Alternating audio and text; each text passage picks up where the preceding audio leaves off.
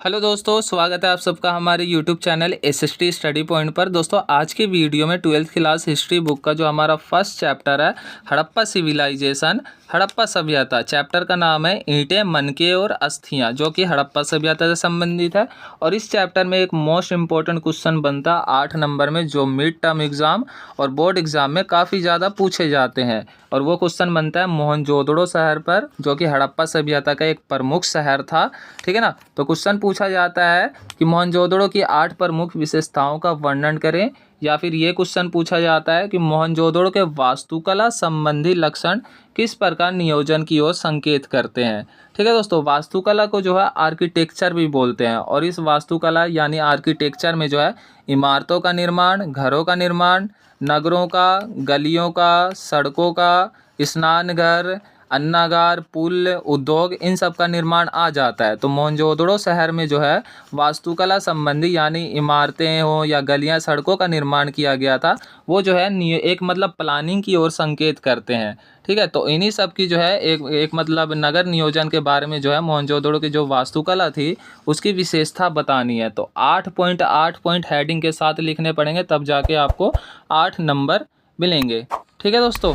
इससे पहले दोस्तों आपको विशेषता बताने से पहले, मोहनजोदड़ो की वास्तुकला संबंधी विशेषता बताने से पहले, सबसे पहले आपको मोहनजोदड़ो की कुछ बातों को मैं बता दूं आपको, जो आपको याद रखना चाहिए और मोस्ट इम्पोर्टेंट है ये। ठीक है। मोहनजोदड़ो की आपको जो है बातों को याद रखना चाहिए, तभी ये सब इसका जो है आंसर 8 पॉइंट आपको समझ में आएगा। ठीक।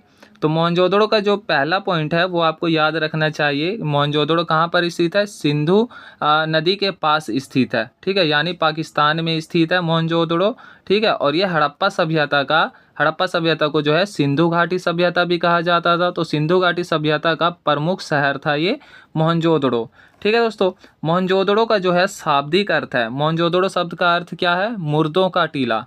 ठीक है। क्या अर्थ है? मुर्दों का टीला। दूसरा पॉइंट ये हो गया। पहला पॉइंट हो गया कि ये सिंधु नदी के पास स्थित था, यानी अब जो है वर्तमान में पाकिस्तान में स्थित है।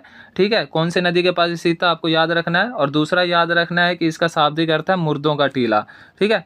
तीसरा पॉइंट आपको याद रखना है, मोहनजोदड़ो को दुनिया का सबसे प्राचीन नगरीय व्यवस्था माना जाता है। ठीक है दोस्तों। और फिर चौथा पॉइंट आपको याद रखना है, मोहनजोदड़ो और पास के शहर, यानी मोहनजोदड़ो और इसके पास जो शहर था हड़प्पा, ठीक है ना, इनकी स्थापना कब की गई थी? 2500 या 2600 ईसा पूर्व में सिंधु घाटी सभ्यता के लोगों द्वारा किया गया था। सिंधु घाटी सभ्यता में जो लोग रहते हैं उनके द्वारा हड़प्पा शहर और मोहनजोदड़ो शहरों का क्या किया गया था? स्थापना किया गया था।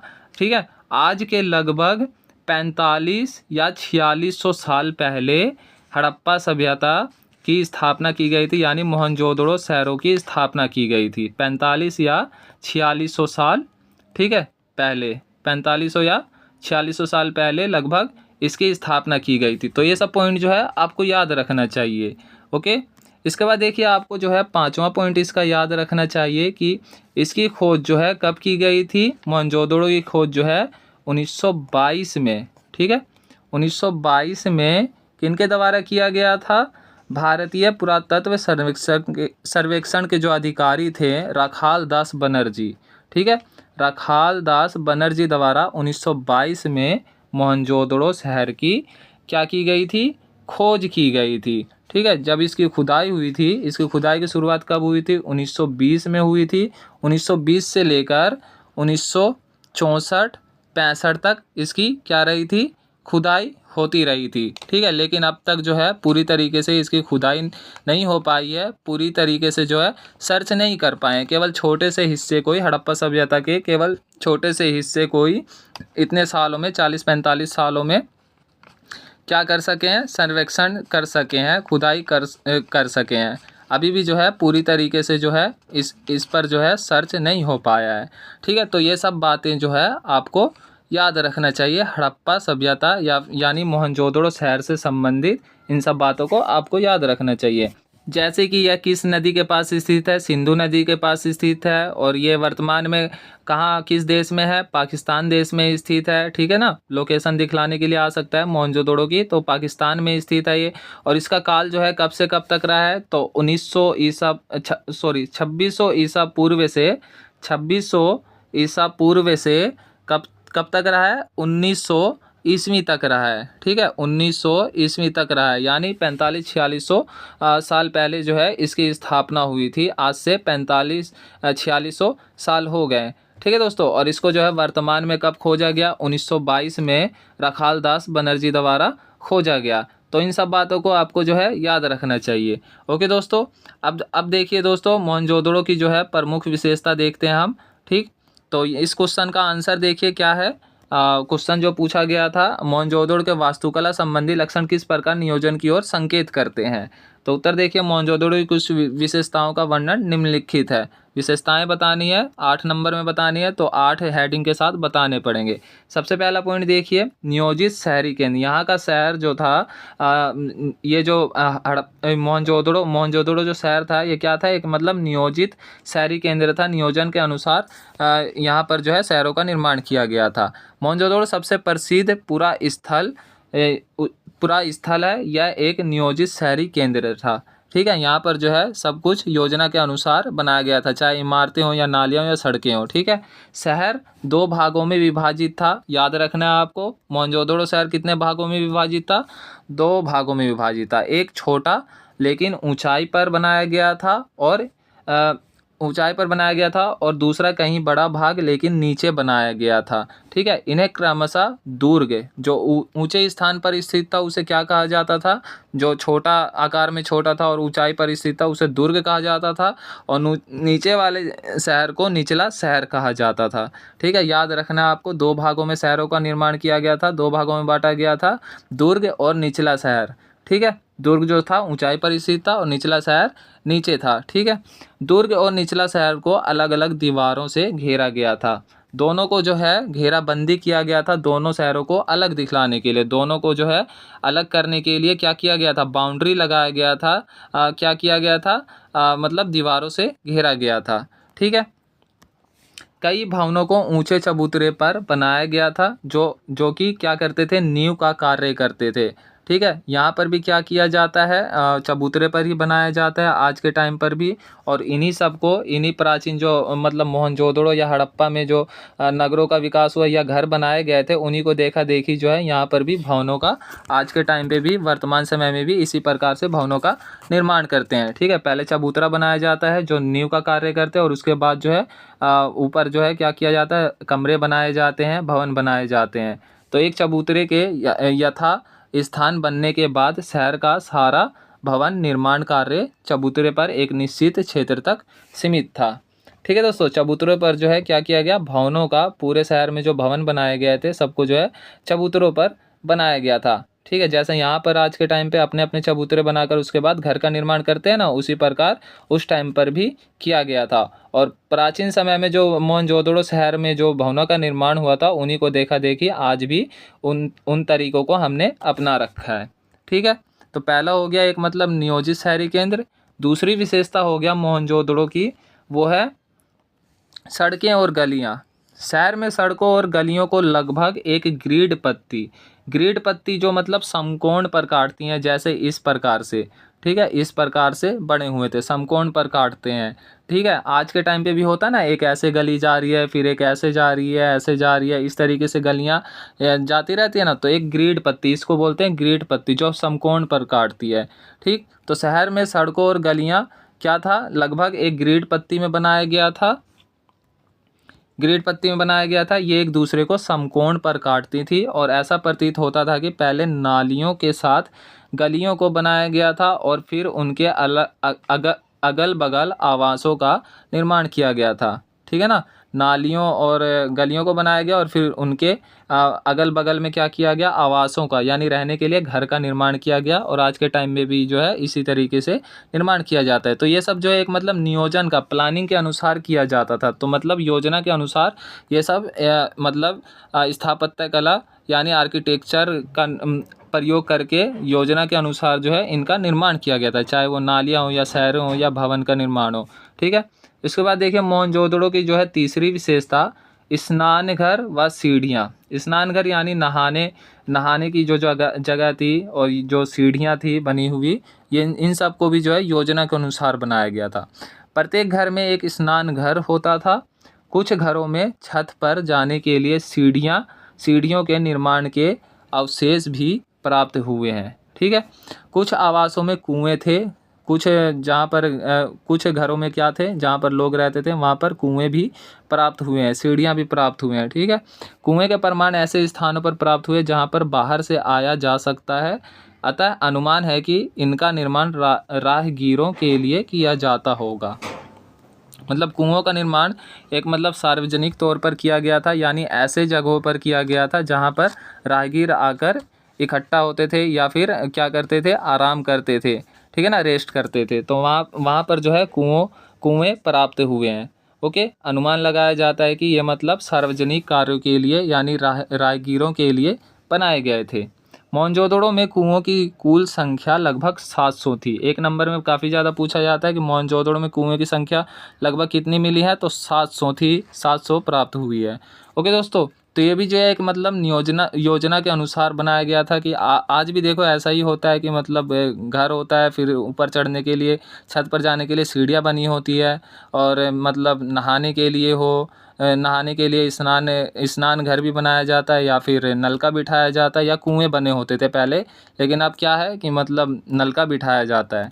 ठीक है, तो मोहनजोदड़ो शहर में जिस प्रकार योजना के अनुसार सब कुछ बनाया गया था ना, उन्हीं सब को जो है आज वर्तमान में हम क्या कर रहे हैं, अप्लाई कर रहे हैं, अपना रहे हैं। इसके बाद देखिए चौथी विशेषता मोहनजोदड़ो शहर की नालों का निर्माण। यहाँ पर नालों का निर्माण भी जो है योजना के अनुसार किया गया था।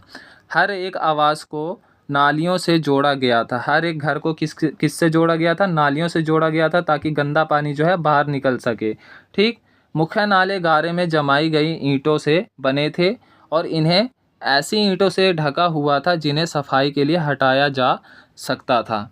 ठीक है, मतलब ऐसी ईंटों से ढका गया था ताकि दोबारा जो है जब सफाई किया जाए तो उसे आसानी से हटाया जा सके, यानी पक्की ईंटों से इन सब को बनाया गया था। ठीक है दोस्तों, आज के टाइम पे भी नालियाँ इसी तरीके से बनाई जाती है कि बाद में मतलब इनको जब ढका जाता है तो इस तरीके से ढका जाता है कि बाद में उसे हटाकर सफाई कर सके नालियों की।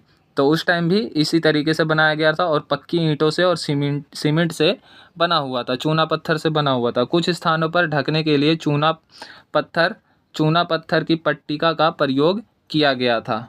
ठीक है, तो पक्की ईंटों से जो है एक मतलब योजना के अनुसार जो है नालों का भी निर्माण किया गया था, गंदा पानी निकलने के लिए, घर का जो है गंदा पानी निकलने के लिए नालियों का निर्माण भी योजना के अनुसार किया गया था मोहनजोदड़ो शहर में। ओके, इसके बाद देखिए व्यवस्थित मकानों का निर्माण भी जो है योजना के अनुसार किया गया मोहनजोदड़ो में, जो कि मतलब एक महत्वपूर्ण स्थापत्य की ओर ले जाता है। योजना के अनुसार ये सब भी बनाया गया था।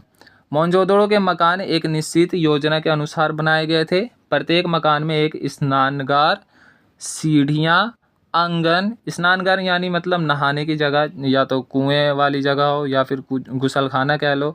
ठीक है, सीढ़ियाँ, आंगन भी थे और आंगन के चारों ओर कमरे हुआ करते थे। तो मतलब प्लानिंग के अनुसार बनाया गया था।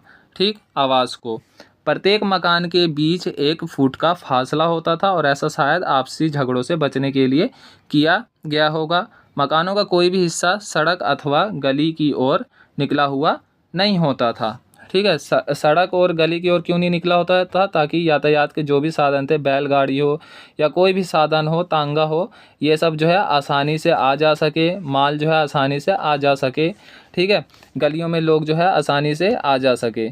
ठीक है दोस्तों, तो इसलिए जो है मकान का जो है हिस्सा जो है बाहर की तरफ ज़्यादा नहीं निकले हुए थे। तो मकानों को भी जो एक प्लानिंग के अनुसार बनाया गया था, व्यवस्थित तरीके से बनाया गया था। तो ये भी जो है एक नियोजन की ओर संकेत करता है। ठीक, तो व्यवस्थित मकान हो गया 5वां पॉइंट। इसके बाद देखिए 6ठा पॉइंट है, छठा जो विशेषता है मोहनजोदड़ो शहर की, वो है अन्नागार, माल गोदाम। अन्नागार या माल गोदाम भी कह सकते हो, दोनों में से एक हेडिंग बना सकते हो, जहाँ पर जो है अनाज रखे जाते थे भारी मात्रा में। ठीक, महान तथा विशाल अन्नागार के पश्चिम में एक विशाल अन्नागार भी, स्नानगार के पश्चिम में। ठीक है, स्नानगार के पश्चिम में एक विशाल अन्नागार भी मिला है। इस भवन में सूर्य की रोशनी पहुंचने के लिए आड़े तिरछे रोशनदान छोड़े गए थे। ठीक है, तो देखिए स्नानघर के पश्चिम में एक मतलब विशाल अन्नागार भी मिला है। ठीक, और इस अन्नागार में, इस भवन में क्या क्या था, सूर्य की रोशनी पहुंचने के लिए आड़े तिरछे रोशनदान छोड़े गए थे। इस भवन में ईंटों से निर्मित 27 खंड हैं। इस मकान का प्रयोग अनाज तथा व्यापारिक वस्तुओं के भंडारण के लिए किया जाता रहा होगा। अनुमान लगाते हैं इतिहासकार या पुरातत्वविद जो है कि अन्नागार में जो है व्यापारिक वस्तुओं के भंडारण के लिए इसका निर्माण किया गया होगा, और इनमें मतलब आड़े तिरछे रोशनदान छोड़े गए ताकि धूप जा सके और अन्न जो रखे जाते थे वो खराब होने से बच सके। ठीक, तो ये भी जो है कि योजना की ओर संकेत करता है। ठीक है ना, योजना के अनुसार ही तो बनाया गया ना, ताकि अन्न जो है खराब ना हो और अन्न को रखा जा सके, सुरक्षित रखा जा सके। तो ये भी जो है योजना की ओर संकेत करता है, और इन्हीं तरीकों को जो है हमने वर्तमान में अपना रखा है। आज भी जो है क्या किया जाता है, अन्न को रखने के लिए बड़ा सा जो है एक मतलब गोदाम बनाया जाता है या अन्नागार बनाया जाता है। ठीक, इसके बाद देखिए 7वां हेडिंग है, 7वां जो विशेषता है मोहनजोदड़ो की वो है विशाल स्नानगार। स्नानगार यानी मतलब नहाने वाला जो स्थान था। यह आंगन में बना एक आयताकार जलाशय है जो चारों ओर से एक गलियारे से घिरा हुआ है। जलाशय के तल तक जाने के लिए इसके उत्तरी भाग और दक्षिणी भाग में 2 सीढ़ियाँ हैं। ठीक है, जलाशय तक जाने के लिए सीढ़ियाँ भी बनाई गई। ये भी क्या है, प्लानिंग के अनुसार बनाई गई। ठीक, जलाशय के किनारों पर ईंटों को जमाकर तथा जिप्सम के गारे के प्रयोग से इसे जलबद्ध किया गया था। इसके तीनों ओर कक्ष बने हुए थे, जिनमें से एक में एक बड़ा कुआं था। जलाशय से पानी एक बड़े नाले में बह जाता था। ठीक है दोस्तों, तो ये सब बातें जो आपको याद रखना है और काफ़ी आसान शब्दों में है ये सब। ठीक, स्नानगार के बारे में कि किस प्रकार बना हुआ था और नीचे जाने के लिए सीढ़ियाँ बनाई गई थी, इन सब बातों को जो है आपको याद रखना होगा। प्रत्येक स्नानघर से नालियाँ गलियारे के साथ साथ बने एक नाले में मिलती थी। ठीक है, प्रत्येक जो स्नानघर जो थे वहाँ से नालियाँ बनी हुई थी, और वे नालियाँ जो थे बड़े नाले में मिलती थी। ठीक है ना, ये यहाँ से जो है पानी बहकर कहाँ जाता था, नाले में चला जाता था। ऐसा संकेत है कि इसका प्रयोग किसी प्रकार के विशेष अनुष्ठानिक स्थान के लिए किया जाता होगा, यानी सार्वजनिक कार्य किया जाता होगा या बड़े कार्यक्रम किए जाते होंगे ना, उस टाइम जो है इस मतलब स्नानगार, विशाल स्नानगार का प्रयोग किया जाता रहा होगा, ऐसा अनुमान इतिहासकार लगाते हैं। ठीक, तो ये सब बातें आपको याद रखनी है और यही सब लिखना है आपको हेडिंग बनाकर। इसके बाद देखिए मोहनजोदड़ो की जो 8वीं विशेषता है वो ईंटों का निर्माण। यहाँ पर ईंटों का निर्माण भी जो है काफ़ी योजना के अनुसार किया जाता था। ईंटों को धूप में सुखाकर अथवा भट्टी में पकाकर बनाया जाता था ताकि मजबूती से बनाया जा सके ईंटों को। उनका निश्चित आकार होता था, इनको जो है निश्चित आकार भी दिया जाता था, जिसमें लंबाई और चौड़ाई ऊंचाई की क्रमशः 4 गुनी और 2 गुनी होती थी। यह भी नियोजन का एक लक्षण था। अब देखो योजना के अनुसार ही तो बनाया गया ना, ईंटों को भी योजना के अनुसार ही बनाया गया। मजबूती देने के लिए पहले क्या किया गया, मतलब पकाया गया, फिर इसके बाद इसकी लंबाई और चौड़ाई दी गई, सांचे से बनाया गया, इसको शेप दिया गया। तो एक मतलब प्लानिंग के अनुसार किया गया ये सब। ठीक, तो ये सब जो है मतलब मोहनजोदड़ो की वास्तुकला को, नियोजित वास्तुकला को दर्शाते हैं। और क्वेश्चन में भी यही पूछा गया है कि मोहनजोदड़ो के वास्तुकला संबंधी लक्षण किस प्रकार नियोजन की ओर दर्शाते हैं। तो यहाँ पर जो है जो भी वास्तुकला संबंधी कार्य किए गए वो सब योजना के अनुसार किए गए, प्लानिंग के अनुसार किए गए। ठीक, तो यहाँ पर जो है ये आंसर कंप्लीट होता है और आपको जो है इसी प्रकार से हेडिंग बनाकर इसके 8 पॉइंट लिखना है। अगर ये आंसर पूछा जाए तो तभी जाकर जो है आपको 8 मार्क्स पूरे मिलेंगे। ठीक है दोस्तों, तो दोस्तों देखिए 8 नंबर पूरे लेने हैं तो थोड़ा बहुत तो लिखना पड़ेगा ना। आप ये नहीं है कि मतलब एक एक लाइन लिख दो, 2-2 लाइन लिख दो, चल जाएगा। हिस्ट्री है ये, तो हिस्ट्री में जो है आपको थोड़ा सा लिखना पड़ेगा हेडिंग बनाकर। पूरा पैराग्राफ में मत लिखना, हेडिंग जरूर बना देना, तभी जो है आपको फुल मार्क्स मिलेंगे। ओके दोस्तों, तो इसको जो है आप पूरे अच्छे से याद कर लीजिए। इसको पूरे 8 हेडिंग को आसानी से याद कर लीजिए, आसान शब्दों में है काफ़ी। और अपने दोस्तों के पास भी शेयर कर दें ताकि वो भी जो है इसको पूरा अच्छे से याद कर सके। ओके दोस्तों, तो दोस्तों वीडियो अच्छी लगी तो वीडियो को लाइक करें, कमेंट करके बताएं, और अगर आप नए हैं तो चैनल को सब्सक्राइब भी ज़रूर कर दें, SST स्टडी पॉइंट चैनल को। Okay friends.